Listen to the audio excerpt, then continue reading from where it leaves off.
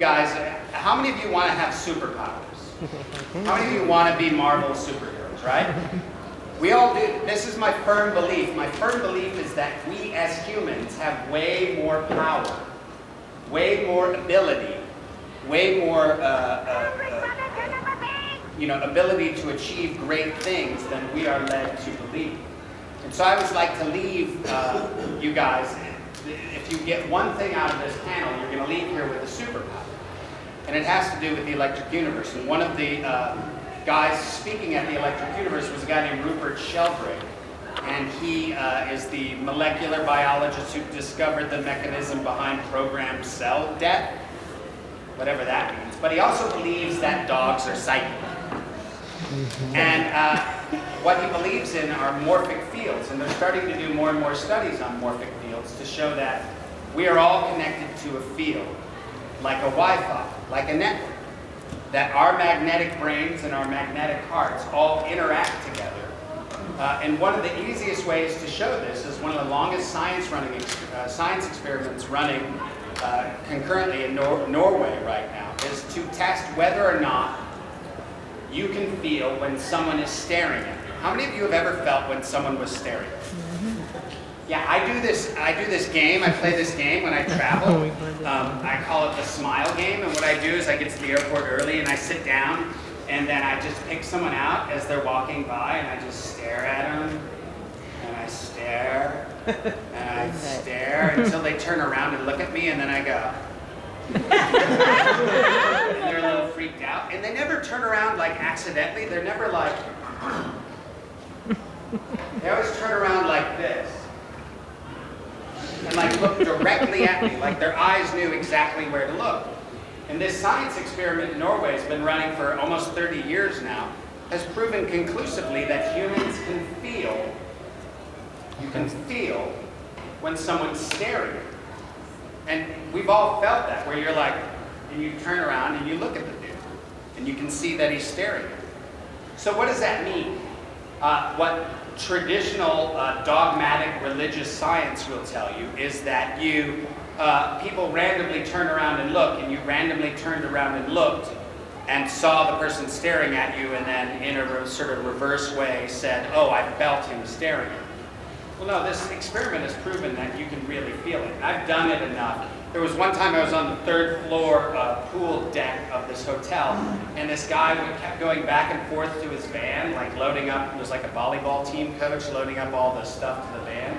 He must have gone back and forth 7 or 8 times, and I was on the balcony, and I would lean over the balcony and stare at him, and he would go, he kept like turning around, like thinking someone was staring at him, and I would just kind of lean back and go, and laugh, and then I made him turn around 7 times.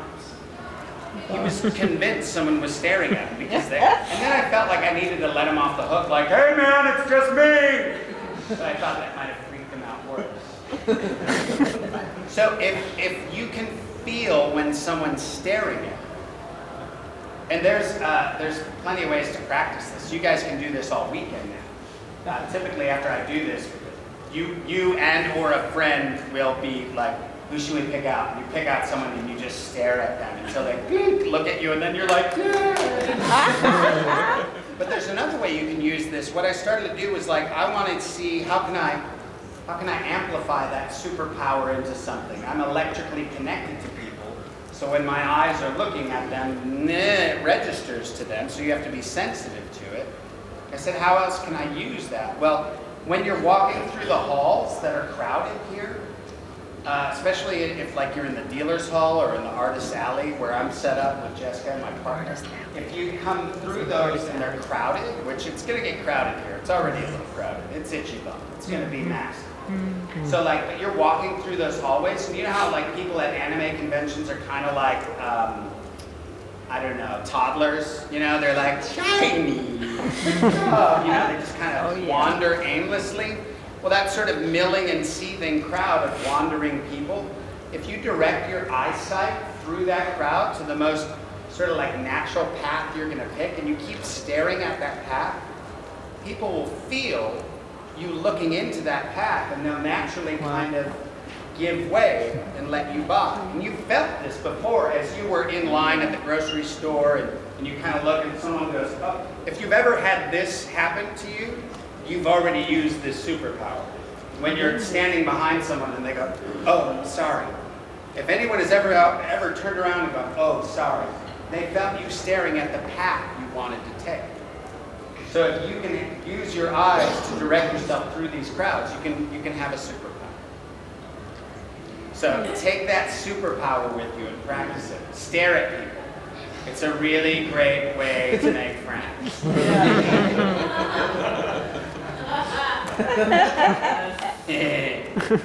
Any questions so far?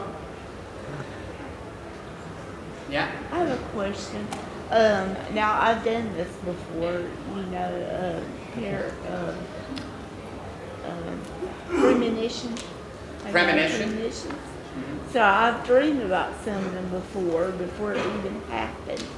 And it happened exactly like I dreamed it. Now why is that?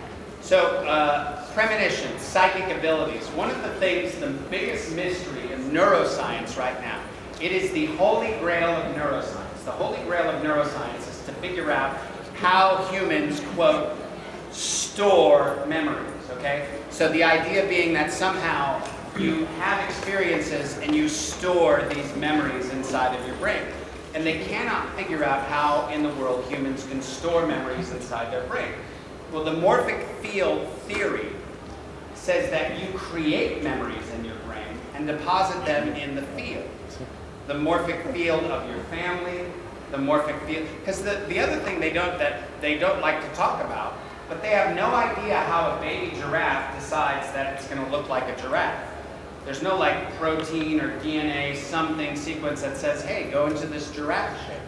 They think humans, family systems, everybody has a morphic field. And one of the ways they've tested the morphic field is, other than the ability to be stared at and feel it, the best experiment they did was they had an artist draw 50 faces into a painting. But if you looked at it, most people saw 7 or 8.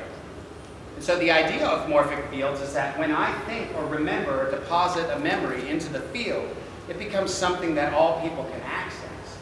So they showed this painting of these 50 faces and tested people in England and tested people in Australia. They all scored 7 or 8.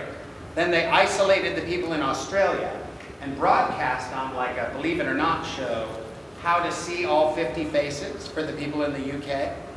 And then retested the isolated group in Australia. Instead of scoring 7 or 8, they scored it 35, 36, 37, 38.